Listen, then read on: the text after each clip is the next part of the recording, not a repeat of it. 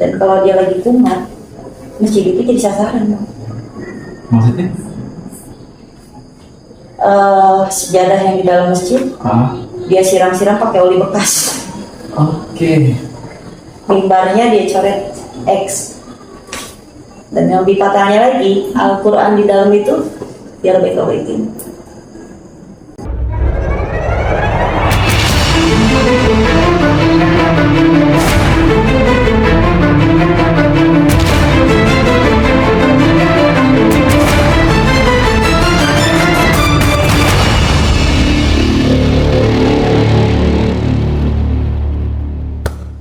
Oke, bismillahirrahmanirrahim. Assalamualaikum warahmatullahi wabarakatuh. Waalaikumsalam Siap. warahmatullahi wabarakatuh.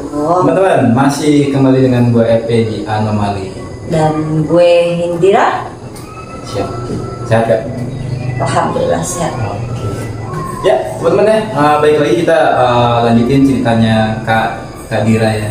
Setelah beberapa waktu yang lalu ya, di Hutan Pinus kita ya Kak. Iya betul. Agak gantung dikit ya, tapi untuk kelanjutannya mungkin di video berikutnya ya. Ini mungkin bukan video kemarin ya. Bukan, yang ini bedanya bilang. Ya. Kira-kira apa yang mau disampaikan di sini? Kalau Cluenya aja dikit aja. cluenya ya, Tentang apa nih? ini sih tentang gua pengalaman hidup sih, paling condongnya ke situ ya. Oke, pribadi Kak Dira atau ada apa sih tokoh lain atau seputar yang di kehidupannya Kak Dira? Ada sih. Oke, siap. Sebelum kita masuk ke pembahasan apa yang bakal disampaikan sama Kak Dira nanti ya, gue lagi-lagi nggak lupa untuk ingetin teman-teman bahwa kita para kru tim di Anomali untuk kemudian kita bereksplorasi di dunia maya ya, kita pakai jaringan internet dari Ulisnet ya, dari PT Ulisnet Media Solusindo. Dan untuk lebih lengkapnya teman-teman bisa kunjungi di ulisnet.co.id. Oke, satu lagi teman-teman ya, jangan lupa untuk like, subs, dan komen ya kalau emang ada manfaatnya buat teman-teman semua ya, untuk kemudian kita para tim berkelanjutannya nanti. Oke, jangan skip iklan. Siap. Oke, Kak Dira. Oke, Bang. Langsung aja sih. Langsung aja ya. Siap. Jadi ini ada sedikit cerita nih Bang tentang pengalaman hidup ya, pengalaman hidup gue gitu. Jadi gua tanpa sengaja ternyata gua harus terlibat dengan masalah orang lain Bang, yang memang benar-benar apa ya gue bilang ya, dibilang rumit ya cukup rumit, tapi nanti kita cerita deh jadi biar tahu alurnya seperti apa, perjalanan seperti apa. Oke. Ya, teman masih nggak sabar ya, tapi kita iklan dulu sebentar ya. Oke, lanjut Kak. Siap. Monggo silakan waktu dan tempatnya. Oke. Jadi waktu itu gua sempat ada trouble juga di hidup gua Bang. Lagi ada tekanan dalam hidup. Dan gua terpaksa cari tempat. Jadi gua pindah rumah Bang. Gua cari kontrakan. Dan gua cari kontrakannya itu yang menurut gue pengen tuh jauh dari keramaian, pelosok lah gitu. Akhirnya gue ngontrak di salah satu di kampung perkampungan sih, tapi nggak terpencil, cuman dari jalan raya lumayan jauh. Jadi waktu itu gue mutusin buat kontrak rumah karena memang tadinya sih gue pengen menghindarin masalah gue ya Bang, gue pengen nenangin diri. Dan tidak disengaja gue malah ketemu sama trouble yang lebih berat bahkan dari hidup gue sendiri. Jadi waktu itu kita langsung aja ceritanya. Jadi waktu itu gue nggak sengaja karena memang hobi gue tuh main di hutan ya Bang, hutan, dan di samping rumah gue itu jadi kayak ada semacam alas. Sebelum ke alas itu gue harus ngelewatin satu rumah Bang. Nah, satu rumah itu dihuni sama satu keluarga, ibu, bapak, sama dua anak sih. Yang anak satunya ini kebetulan dia nggak tinggal di Bogor karena ada urusan kerjaan mungkin di luar Bogor ya. Malam itu gue dengar, nggak malam sih, sore itu gue dengar ada keributan di rumahnya tuh. Jadi satu kaca rumahnya dia dipecahin, brand gitu. Dan warga di situ memang nggak terlalu padat ya, paling cuma ada berapa rumah, 3 atau 4 rumah gitu. Gue pikir ya mungkin itu cuma keributan gitu, keluarga biasa lah. Udah gue nggak kepo juga kan, akhirnya gue balik. di keesokan harinya. Jadi di keesokan harinya tuh gue pengen main ke belakang bang. Jadi di belakang rumah gue itu ada alas yang lumayan enak buat dipakai buat nongkrong, buat ngopi gitu kan. Waktu itu gue jalan ke alas sore-sore itu bang, jam berapa? Jam 3 mungkin. Gue jalan belum sampai ke alas nih. Gue dipanggil sama ibu-ibu, ditanya lah, Pak, mau kemana teh? Kalau gue teteh ya, mau kemana teh? Terus gue bilang, iya nih, mau ke belakang. Gue bilang kayak gitu, pengen main-main aja. Ini teteh yang kontrak baru di depan ya? Gitu. Iya Mi, gitu. Oh katanya. Udah tuh gue duduk, gue disuruh duduk sama dia, kayaknya gue ngobrol sama dia. Dan tanpa sengaja gue buka omongan, Mi kemarin tuh ada apa sih kok ribut-ribut di sini rame gitu kan sampai ngecahin kaca. Nah di situ si ibu ini dia mulai cerita sama gue kalau anaknya yang satu ini kayak punya gangguan kejiwaan. Terus gue bilang udah coba diajak berobat. Terus si itu bilang udah ngabisin uang kemana-mana. Dan kayaknya memang sakitnya ini sakit non medis, kata gue kan. Jadi sakit non medis dan kalau udah kumat jadi gitu katanya, dia ngancurin barang, bahkan fasilitas umum tertentu pun sama dia jadi rusak. Oke. bulan-bulanannya dia gitu. Penasaran dong di situ gue. Orangnya ada nggak, Bi? Gue bilang ada katanya gitu. Saya boleh ketemu nggak? Ya boleh katanya kan. Udah akhirnya gue minta izin sama si Umi itu, gue masuk rumah. Dan itu posisinya dia di dalam, itu pintu cuma satu bang, itu depan doang. Dan Umi itu meyakinin bahwa dia ada di dalam rumah. Si anak tersebut. ya, oke. Akhirnya aku masuk ke dalam, pas di dalam, mana anaknya nggak ada bang. Padahal si Umi itu dia meyakinin banget kalau si anak ini ada di dalam rumah, dia nggak kemana-mana. Dan kalaupun keluar rumah, harusnya dia tuh melewati kita yang ada di depan. Iya. Itu kita cariin nggak ada bang. Itu cuma satu di depan ya. Itu cuma satu depan aja. Nah udah gitu, dicari dong sama kita kan, muter-muter itu. Sampai warga setempat pun itu dilibatkan karena memang hilangnya udah lumayan lama bang. Kita nyari sampai 3 jam lebih. Gitu. 3 jam lebih kita cari, gitu kan? Cari, diputerin sampai sampai ke atap rumah pun kita. Jadi takutnya dia iseng-iseng mendengar gua cerita gua sama mamanya gitu, dia berpulang kan, dia naik ke atas atap, tapi nggak ada. Umur berapa? Dia kisaran umur 30 ada. 30 tahun. 30 tahun. 30 tahun. Cowok, cewek. Cowok. Oke. Nah, kita cari dong bang, cari sama sini nggak ada, sampai yang ke alas itu. Nah, gue tanyakan sama Umi, biasanya ini anak kalau nggak ada di rumah dia kemana ya? Terus dia bilang, ya paling juga nongkrong di belakang katanya, di kebun itu tuh, kebun belakang rumah. Dan memang di situ ada tempat favorit dia bang. Tempat favorit dia itu dibilangnya pohon sagu. Pohon sagu. Ada pohon sagu sama pohon mangga gede satu. Oke. Dan memang tempat itu sama warga setempat itu dibilangnya angker. Itu ada penunggunya dan bukan cuma 1 atau 2 orang yang memang yang udah pernah melihat di situ gitu. Nah, warga setempat pun bahkan kalau untuk malam, jangan kan malam siang aja pada nggak berani di situ. Dan akhirnya gue cari di situ, gue ubek, nggak ada. Gue balik lagi ke rumahnya bang. Nah pas di dalam itu, feeling gue kuat. Dia anak gak kemana-mana, dia anak ada di dalam rumah. Apalagi gue diyakinkan sama Umi itu, baru tadi loh dia minta rokok ke Umi sampai marah-marah dia pengen rokok. Jadi kata Umi nggak mungkin dia keluar. Sedangkan Umi itu nggak kemana-mana, dari pas keluar rumah itu dia langsung duduk di depan ketemu gua. Oke. Dan kalau memang keluar kan nggak ada akses lain. Satu pintu doang. Satu pintu itu doang. Di situ feeling gua kuat, insting gua kuat banget kalau dia ada di dalam. Setelah dicari-cari nggak ada. Bilang kayak gini, nih boleh minta tolong nggak? Di sini ada yang bisa cariin daun kelor nggak? Buat apaan? Gitu. Gak apa-apa kalau bisa dicariin, tolong cariin. Akhirnya dicariin lah sama saudaranya si Umi ini, cariin tuh Akhirnya ketemu, gue minta garam kasar sama bawang putih yang memang harus utuh bang, bawang putihnya itu bundalan.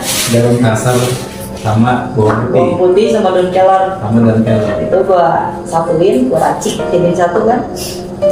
Itu gue sebar tuh sekeliling rumah, gue sebar ujung ke ujung. Sampai ke dalam rumah pun, ke kamarnya dia gue siram-siramin bang.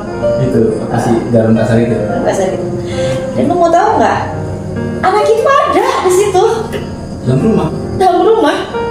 Tiba-tiba gue lihat nggak ada. Tapi sebelumnya lu masuk itu lu cari-cari nggak ada. Itu nggak lama dari gue lebar garam kasar. Oke. Tiba-tiba anak itu ada. Makin menarik bang bagi gue. Kata gue, wah. Oke, bentar. Nggak, lu ada kepikiran apa untuk tiba-tiba lu ada garam kasar atau apa gitu? Jadi itu Kenapa ada. jadi? Iya, salah satunya gitu. Oke, lanjut. Mungkin kalau orang-orang tertentu pada paham kali ya masalah itu. Nah, akhirnya gue pikir, gue tertarik nih gitu kan. Karena ada berbau-bau klinik gitu ya bang ya. Nah, dan itu gue coba untuk masuk ke dalam lingkungan keluarga itu, keluarga si Uni. Gue masuk dengan cara gue, dengan pendekatan gue yang baik. Akhirnya bisa lah tuh gue deket sama si anak ini. Gue deket sama si anak ini. Awalnya gue sering ngajak dia, bilang nongkrong belakang yuk. Gue gituin kan, jangan di rumah mulu lu. Enggak, dia nggak pernah mau ngejawab. Akhirnya sekali waktu pas gue ajakin, dia mau. Nah, gue ajak nongkrong tuh di belakang rumahnya dia. Dia cerita-cerita, tapi tidak ada penekanan. Dalam cerita gue itu nggak ada penekanan. Kayak semacam, lu kenapa sih kayak begini? Lu punya masalah apa sih? Enggak. Metode gue nggak kayak gitu. Jadi gue ikutin alurnya dia, gitu kan. 1 hari bisa, 2 hari bisa. Dalam jangka sebulan dia udah mulai open, terbuka sama gue. Dia bilang, gue pusing. Pusing kenapa? Gak tau, gue pusing kata dia gitu. Ya udah, sekarang kayak gini. Lu selama ini kan nggak ada teman di sini. Lu anggap gue temen lu. Gue bisa care sama lu.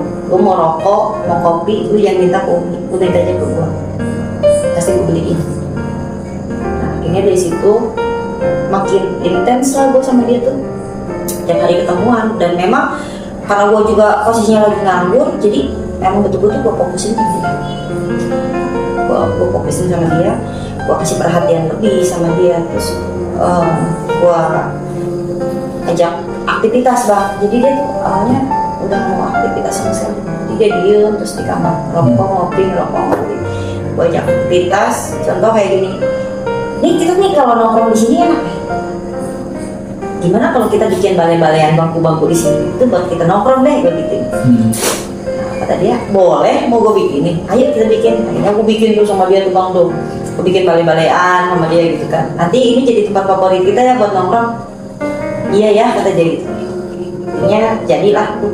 Dan ketika dia ngerjain itu bang, ketika dia ngerjain balai-balaian itu, lu logikanya kalau orang nggak sehat, mentalnya, lu bisa bener deh bikin balai-balaian.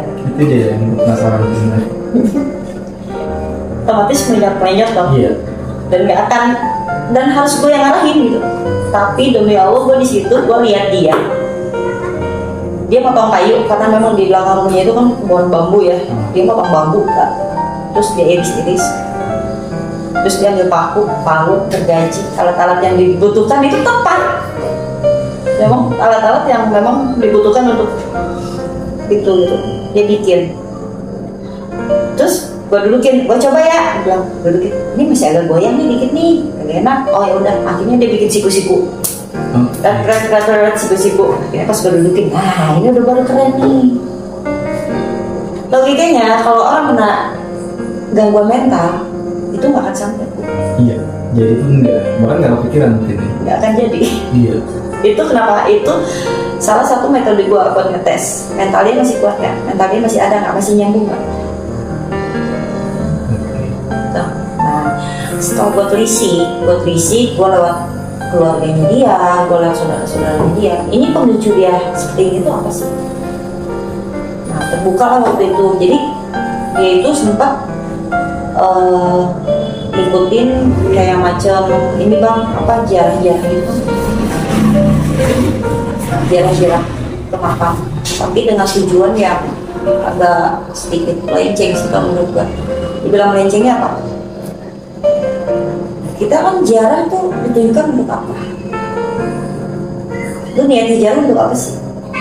Untuk mendoakan, mengingatkan mati. mengingatkan mati, atau untuk unsur yang lain. Positif lah ya. Tapi ternyata dia punya unsur yang lain. Apa tuh? Dia pengen punya salah satu kemampuan. Oke. Gitu. Dia pengen punya contoh, dia memang agak sedikit tetap jodohnya agak sulit. Jadi tujuan dia situ. Iya, mungkin dulu ya. Jadi dia biar Tapi sebelumnya belum berkeluarga tuh ya. belum sampai terakhir gua ketemu dia masih bujangan kuliah. Nah, akhirnya berarti permasalahannya dari sini, gue udah tahu kuncinya gitu kan. Nah, waktu itu gue tanya dong sama dia, hal yang paling lu mau apa sih? Hal yang paling lu inginin apa sih? Lu kan punya cewek. Terus dia bilang, enggak, gue iseng-iseng aja. Tapi isengnya lu udah kebangetan begitu kan. Kebangetan gimana kata dia? Iseng lu udah kebangetan kalau menurut gue. Lu kubur apa di belakang? Gue langsung tembak dong. Lu kubur apa di belakang? Dia bilang, nggak ada, gue nggak ada kubur apa-apa. Kalau ketahuan apa yang lu kubur dan gue bongkar, lu masih bisa ngelak. Dia ketawa. Tahu dari mana lu, sok tahu lu. Sekarang nggak bakal gue gali, tapi gue bakal tunjuk tempatnya. Lu kubur apa di situ? Jadi dekat rumahnya itu ada kandang, bekas kandang. Di belakang kandangnya itu dia. Terus dia bilang, ya, gue ngubur sesuatu, dan gue setiap malam-malam tertentu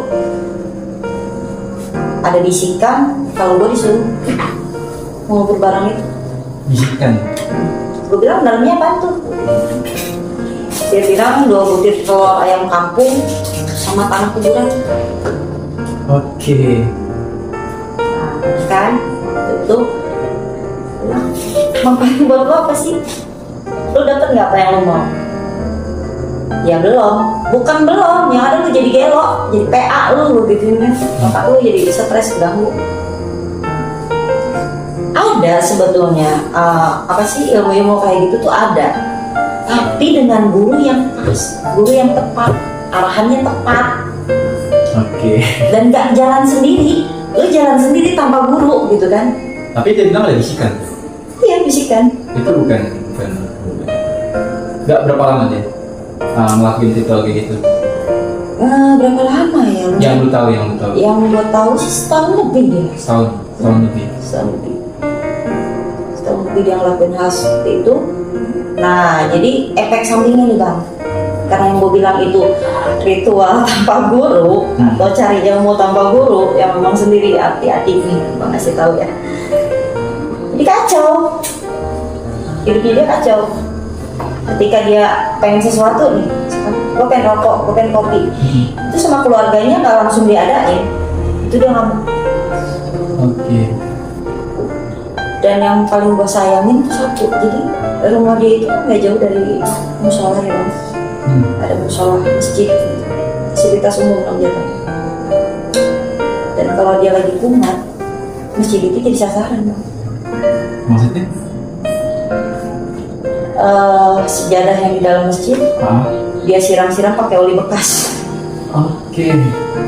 Mimbarnya dia coret X. Dan yang lebih patahnya lagi, Al-Quran di dalam itu dia robek-robekin. Dan keluarganya, saudaranya dia, semuanya kalau dia lagi kumat itu takut, nggak ada yang berani handle. Warga nggak ada yang mau, takut. Maksudnya dalam waktu dia merusak fasilitas umum itu dilakukan di malam hari bang. Ketika kita lagi pada tidur. Nah, pas subuhnya orang mau pada sholat, chaos lah, rame lah. Kalau musola ini ada yang ngacak-ngacak. Dan kalau dia lagi kumat, itu sama sekali orang nggak ada yang berani. Jadi dia ngancurin barang. Kalau nggak musola nih, rumah dia sendiri, sampai piring di rumahnya dia itu bang, satu lemari itu kan kalau orang di kampung-kampung itu suka koleksi piring-piring ya, piring-piring antik kayak gitu tuh, banyak banget. itu satu lemari dihancurin dan pecahan kacanya itu gue yang bersihin tuh ada satu kalung. Ibunya sampai nangis terus. Ya, Sumi itu udah nangis terus, dia udah sering curhat sama gue, ini gimana ya. Nah, karena sorry ya bang ya, jadi gue sendiri itu berjalan nggak sendiri. Gue ada orang tua yang gue udah anggap orang tua nih gitu kan, dia yang sering ngalahin gue. Dan kalau ada trouble seperti ini, gue selalu minta solusi terbaik sama dia. Akhirnya gue saranin lah sama Sumi. Setelah gue bicara dulu ya, gue ketemu dulu kan sama si abang. Bang, ada waktu nggak? Ada yang mau diobrolin? Dia tahu kalau gue ngomong kayak gitu berarti trouble, berarti urgent jatuhnya. Gue datang, gue samperin. Akhirnya gue cerita, kalau gue ngadepin orang gini. Si abang bilang apa? Cuman lu yang bisa megang. Itu cuman lu yang bisa masuk. Gimana caranya lu harus masuk ke dalam kehidupannya dia. Abah itu guru. Dibilang guru bukan sebetulnya. Oke, orang tua ya.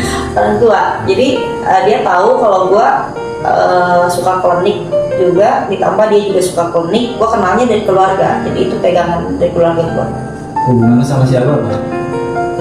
Gak ada hubungan apa sebetulnya, gak ada saudara, gak ada apa. Jadi dulu nyokap gue pernah ada berapa kali ya waktu kejadian kakak gue kena santet kan.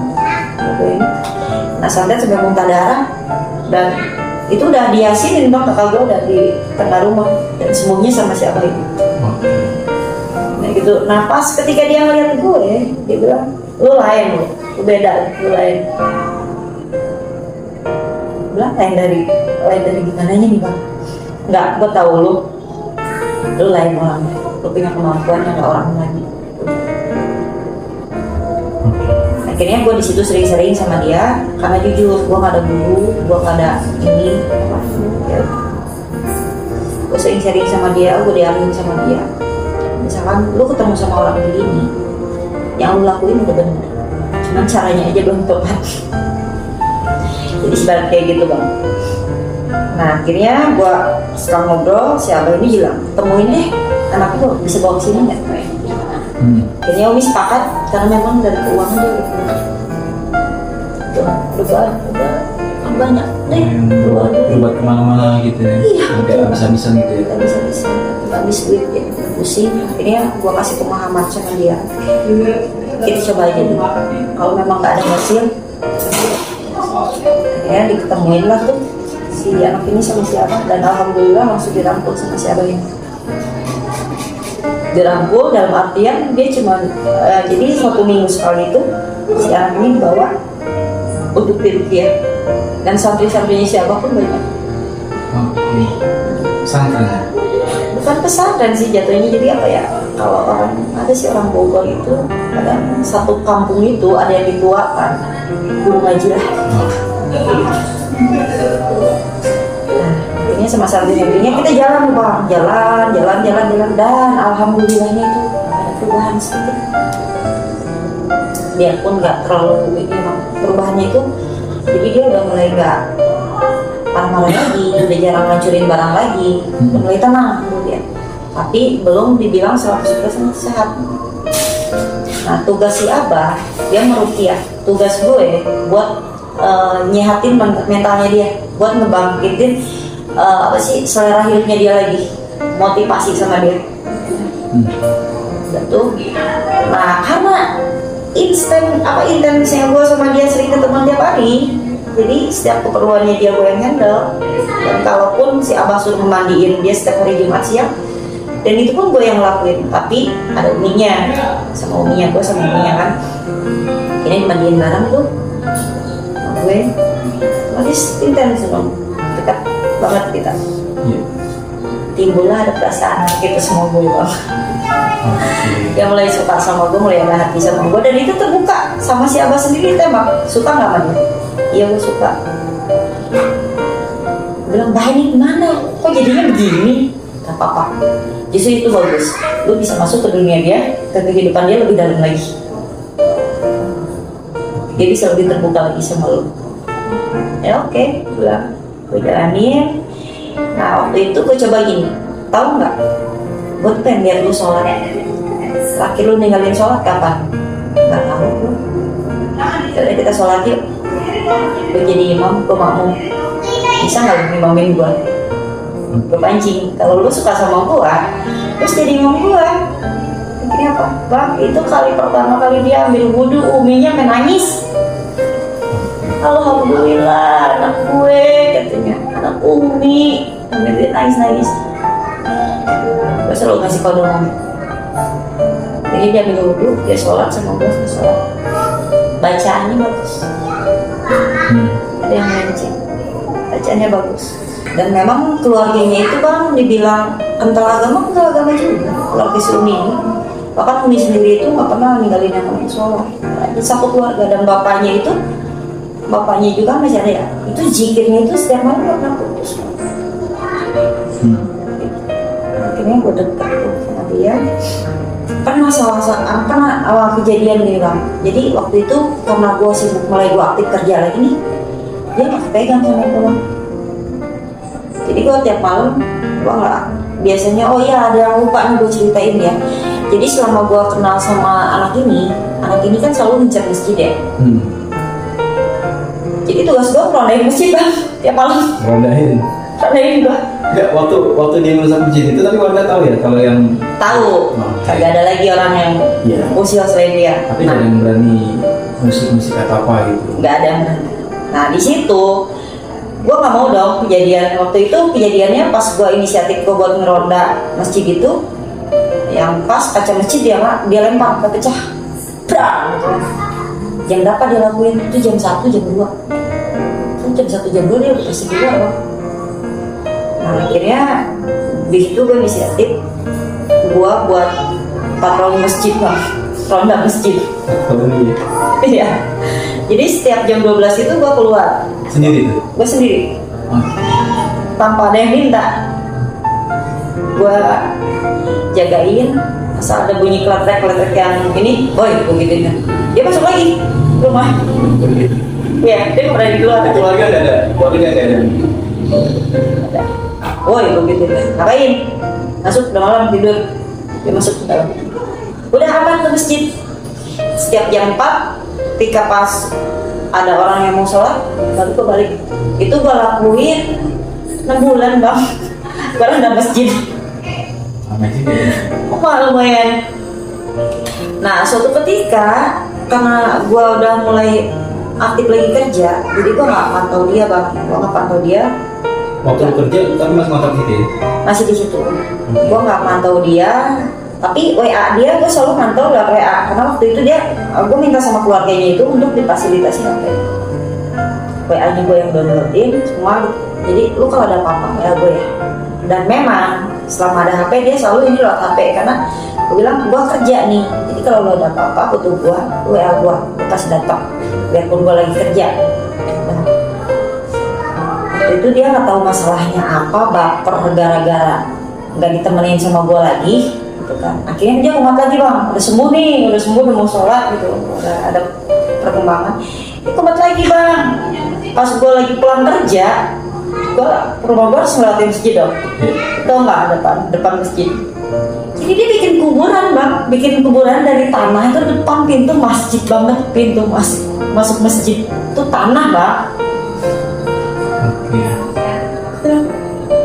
Ngajar nih enak bikin kan.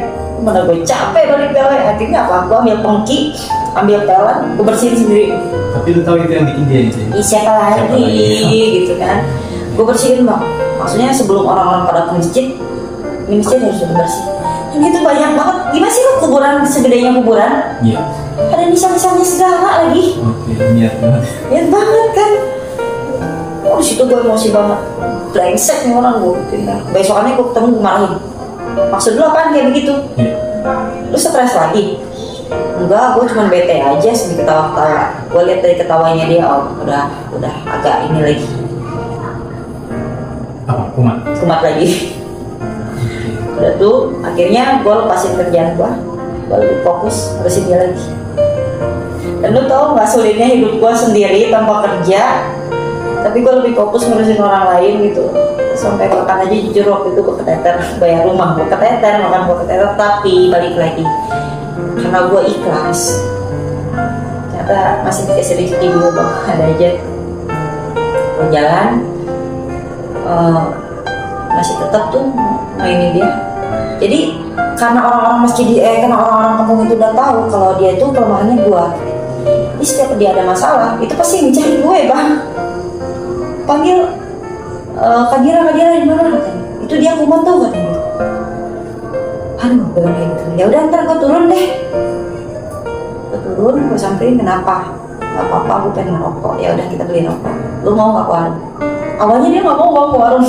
Tapi semenjak dia deket sama gue, dia mau ke warung. Gue suruh-suruh tuh dia mau.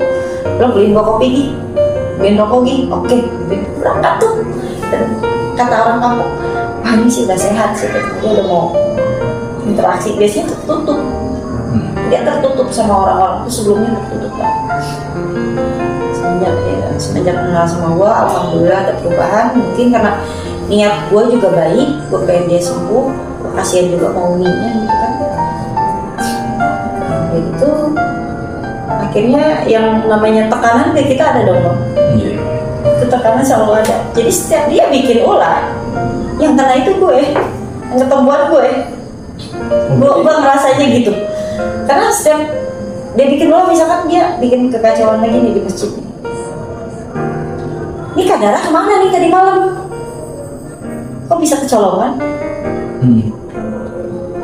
Soalnya pertanyaan itu menyudutkan buat gue bang. Nggak, berarti selain dia bikin yang terakhir kan dia bikin kuburan manusia, apalagi nih berarti? Karena waktu itu gue juga nggak mau ambil risiko ya bang, jadi gue minta sama pemuda masjid atau sama orang masjid ya, gue minta masjid selama nggak digunakan minta dikunci. Awalnya nggak dikunci, jadi gue minta dikunci untuk settingnya aja. Jadi yang luar ya bang, nih setelah bikin kuburan itu dia bikin ulahnya lagi, pot kembang di rumahnya dia itu ditata di masjid bang. Jadi itu banyak banget. Dia barisin di pintu masjid, ditutupin pintu masjid, tutupin sama pot kembang. Kecian gue gitu. Akhirnya sebelum warga rame, gue rapiin, pindah-pindahin. Besoknya gue marahin dia cengengesan. Singkatnya gini bang, jadi ada suatu ketika gue bilang sama dia, gue nggak bisa menemani terus, gue harus kerja.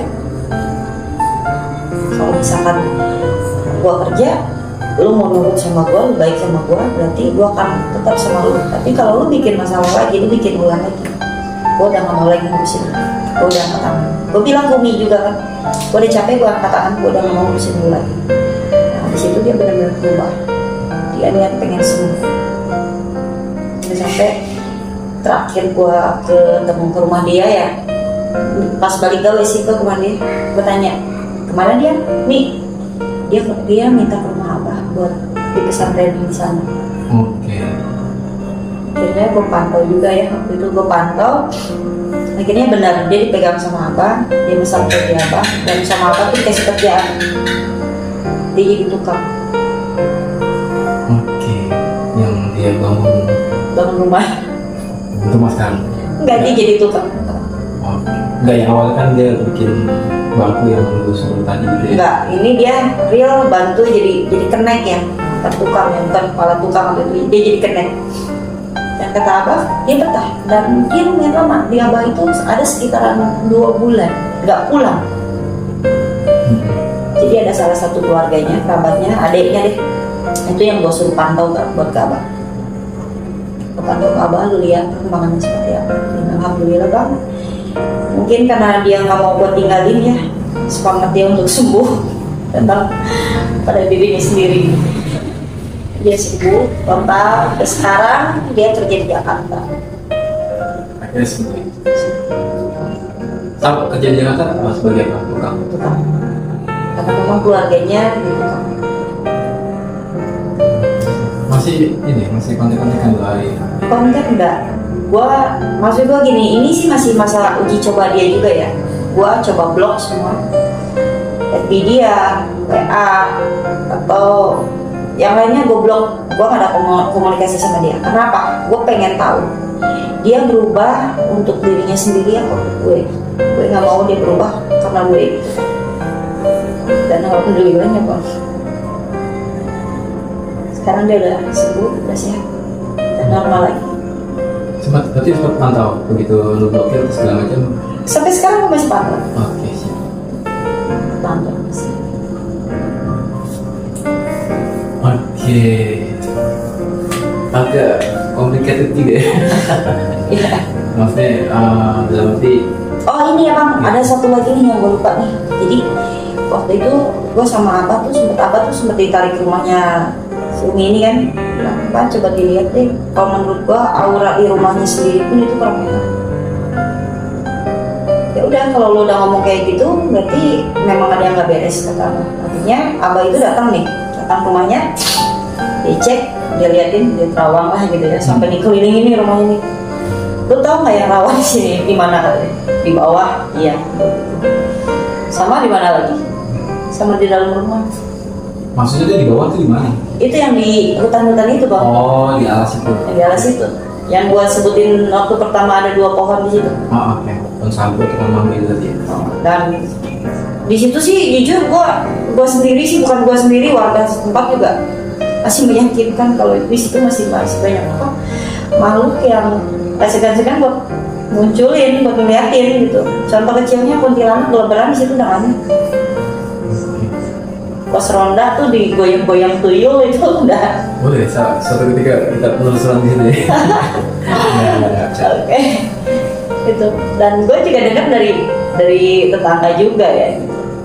Tuh pos ronda lo malam-malam jam berapa? Jam 2, jam 3 kayak macam mau dirobohin bang.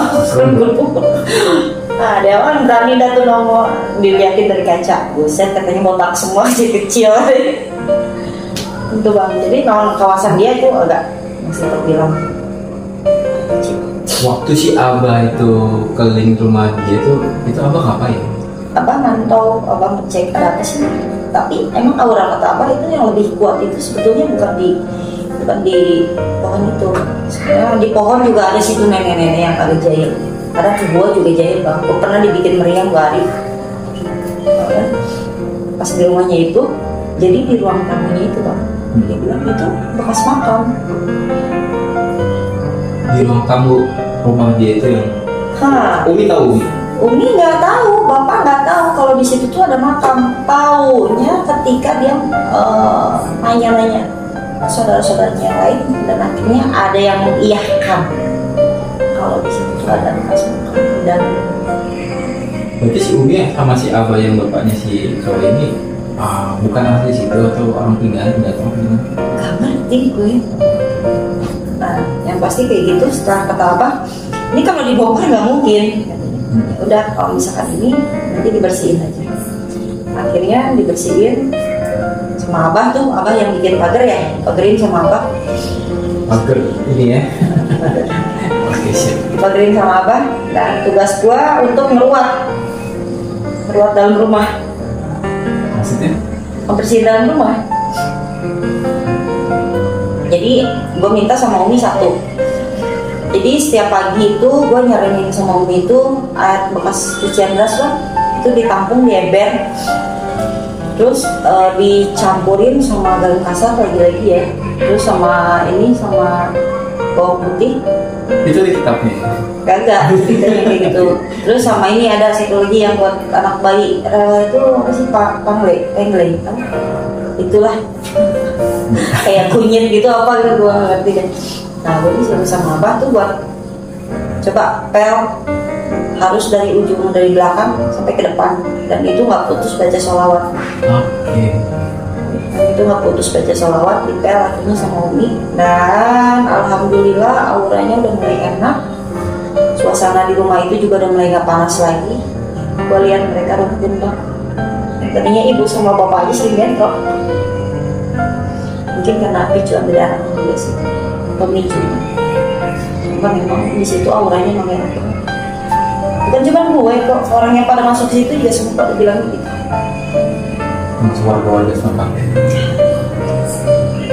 Akhirnya makanya setelah diadakan perawatan pembersihan pabrik juga sama abah, alhamdulillah sampai sekarang gue lihat keluarga itu rukun, keluarga itu harmonis, dan itu salah satu kebanggaan buat gue. Karena di balik nolongnya gue itu tanpa pamrih kan. Kadang gue kalau dikasih rokok aja sama Umi gitu kan, gue kasihin kan ini rokok buat lo. Kalau nggak gue jebat sama dia lagi, gue balik sama dia. Waktu intensitasnya. Oke, pertanyaannya lu motivasi lo apa sih? Motivasi gue Awalnya itu. awalnya gue prihatin sih. Awalnya gue nggak tega sama Umi. Kan belum kenal nih, baru masuk, baru datang di kampung itu gitu. Oh ya, jadi awalnya gini sih sebenarnya. Gue tertarik sama yang klinik gitu aja sih bang. Gue tertarik banget nih gitu kan. Gue tertarik dan ditambah gue punya kebanggaan tersendiri gitu. Kalau gue bisa nyembuhin ini orang dengan benar-benar sembuh gitu, itu jadi suatu kebanggaan. Gue masih bermanfaat buat orang lain gitu. Agak komplikated ya. Sampai hari ini masih sering kontak. Kalau sama dia enggak. Udah nggak sekarang? Enggak, sama dia enggak. Gue masih blok dia. Terakhir lu ketemu dia udah lain. Terakhir ketemu itu sekitar 2 bulan lagi. Itu nggak ketemu sih, gue ke rumahnya karena gue pindah rumah bang. Terus proses lu mantauin sampai lu tahu dia sudah sehat apa segala macam dari apa informasinya? Bukan, jadi ada saudaranya dia juga dekat sama gue. Pamannya dia deket, dan gue selalu ininya ke dia gitu. Gue nanya, gimana nih kabarnya dia? Oh sekarang udah, oh ini, syukurlah. Dan waktu terakhir gue pindah dari situ bang, karena memang gue ada tuntutan kerja juga, gue harus pindah keluar Bogor ya. Jadi gue sempat pamit di situ ke Umi, gue bilang pamit. Tapi gue nggak tega buat nemuin dia, padahal dia ada. Padahal dia ada di kamarnya, dan gue tahu, gue ngobrol sama Umi itu kan di luar rumah. Dia ngintip gue dari kaca, dia ngintip gue. Oh dia tahu datang. Dia tahu. Tapi Itu kan udah lama bang, gue sekitaran berapa bulan gak gue nemuin dia. Jadi rumah gue itu kosong berapa bulan gak gue tempatin, karena memang waktu itu kerjaan gue di luar Bogor, yang mengharuskan gue tinggal di sana, gak bisa bolak-balik, capek. Dan rumah itu kosong. Gue pikir daripada gue terusin sayang-sayang duit, ini gue pindah aja. Ini gue pindah, gue pamit sama Umi nangis. Iya pasti. Jangan pernah lupain Umi. Selain keluarga kamu yang di rumah, Umi juga keluarga kamu. Sampai dia bilang gini loh, apa sih yang bisa gue kasih buat lo sebagai tanda terima kasih?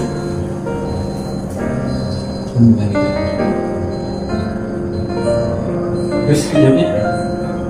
Dia nggak butuh apa-apa, lihat kayak gini aja udah seneng kok. Lihat ada perubahan sama dia juga udah seneng kok. Dan jujur waktu itu gue sempet baper juga gitu ketika gue tahu dia suka sama gue gitu. Otomatis kan gimana ya bang, kita orang normal juga mikir gitu kan, gue disukain sama orang gitu loh. Jadi, ada sedikit rasa baper juga di hati gue.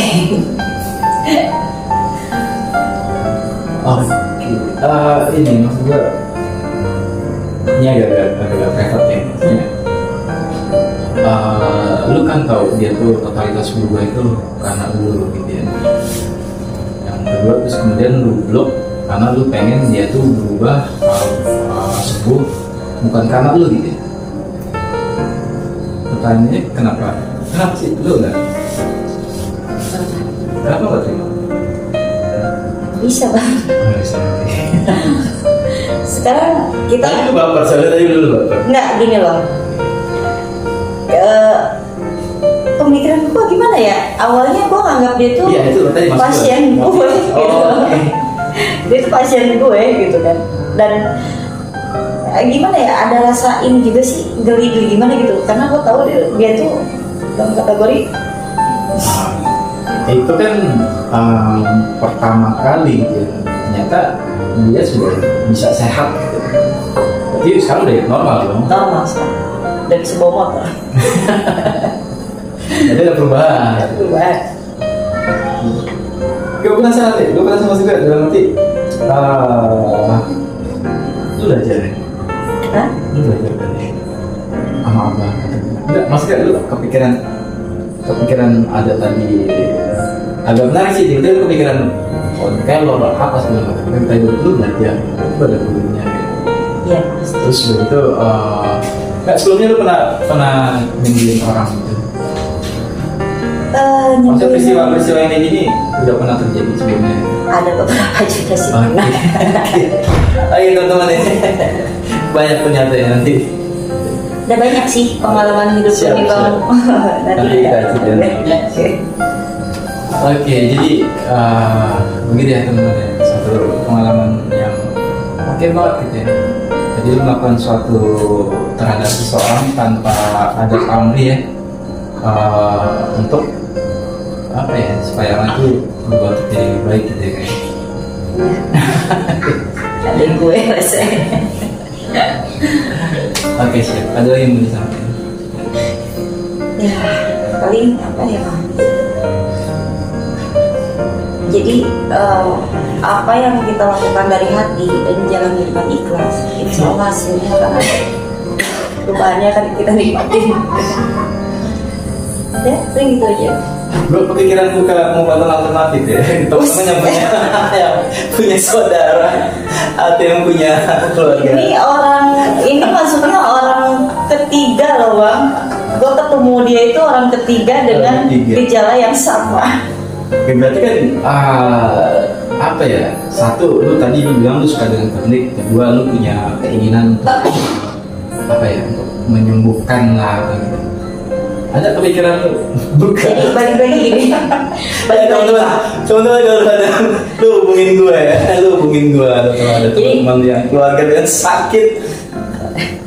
Nggak bercanda. Jadi kayak gini bang. Yang logikanya gue ya, gelas kosong. Tergantung lu mau isi dengan apa.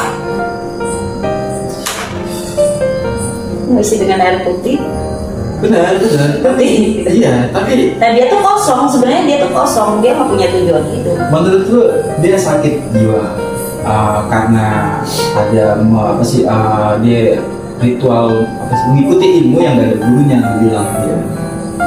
Terus tiba-tiba lu ngambil kesimpulan yang kedua sebenarnya dia kosong gitu. Tapi dua pemicu itu untuk logikanya bang. Kayak gitu.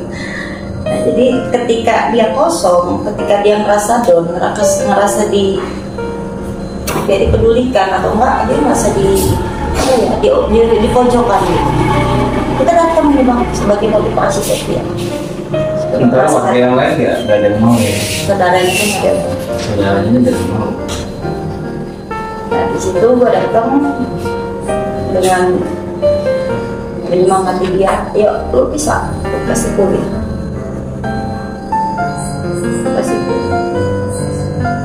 Efeknya kan tadi lu bilang dia suka sama lu ya, terus gue berjalan sesuai kayak macam gue pacaran sama dia. itu masih dibahas itu perfect. Iya. Jadi memang betul bang. Jadi gue di situ bersikap kalau gue pacar dia. Terbatas tapi ya. Terbatas. Dan gue juga kalau nemuin dia udah pasti di rumahnya dia ada umi, ada bapak, ada keluarga yang lain. Pernah satu kali dalam masa pengobatannya, gue ada rezeki bang, gue ada rezeki, gue tambahin yuk, kita belanja di Indomaret, enggak, yang dia beli itu makanan bocah bang. Terus gue ajak, kenapa ada motor tapi gue nggak pakai motor, gue ajak dia naik angkot. Makanan bocah itu apa sih? Lu Yupi, es krim Yupi, Cikitaro. Nah, kenapa gue ajak dia naik angkot? Awalnya lu istilahnya apa ya? Lu bebas. Awalnya lu Introvert, menutup diri gitu. Tapi sebelum itu kan lu bersosialnya juga bagus. Lu pernah ada juga kan di kehidupan sama seperti orang-orang yang lain. Yang lu udah tinggalin, yuk kita bangun lagi. Gue ajak lu naik angkot, walaupun waktu itu pas diangkot bang lucu banget ya ekspresi dia begini ya. Kayak autis gitu. Kan artis kayak orang baru naik angkot gak sih? Iya. Terus dia bilang, kita berhenti di ini yuk, kita makan bakso dulu yuk. Ayo kata dia, mau lu makan bakso? Mau. Sebelum masuk ke rumahnya dia, gue berhenti, gue ajak dia makan bakso. Itu dalam pengobatan itu butuh untuk bangkitin jiwa sosialnya dia lagi.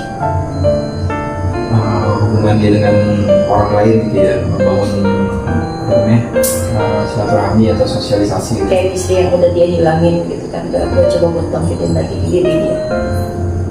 Dan itu dalam pengobatan itu harus kita balikin lagi dia gitu ke apa sih, ke masyarakat. Kayak yayasan ini. Kita balikin lagi gitu sama kehidupan dia yang udah hilang. Berinteraksi sama orang yang tadinya menutup diri, sering gua ajak nongkrong di pos ronda. Jadi pos ronda itu bawa semua nih. Gua ajak. Lu nongkrong itu bapak-bapak itu? Iya bang, gua ronda. Terus bapak-bapak gimana? Ya, bapak-bapak di situ semua alhamdulillah care sama gue. Dan dia mendukung banget. Berarti kan kalau apa sih ada kalau lagi nongkrong atau apa gitu ada orang pintar di sana tuh. Ya enggak gitu. Dibilangnya gue pawang. Ya soalnya ya tadi lu kan termasuk orang baru di situ, tapi tiba-tiba masyarakat agak gitu ya, kalau misalnya tadi cerita dia kumat atau apa selalu yang dipanggil gitu. Hari ini nggak tahu kabarnya. Nah, gue dari pas pindah aja gue udah nggak tahu kabar. Ya, tapi dulu dari Indonesia. Sehat. Karena adek gue ada satu di sana, gue bisa nonton tadi itu. Oke, panjang gitu. Panjang banget. Itu kalau diceritain lengkap bangetnya itu, wah. Oke, nanti kita bikin part. Oke, teman-teman ya. Ada lagi? Oke. Udah sih cukup aja. Siap. Oke teman-teman ya, sebelum menutup ya, sekali lagi jangan lupa untuk like ya kalau teman-teman suka dengan kisah-kisah apa yang tim kita normally sampaikan dengan narasumbernya ya.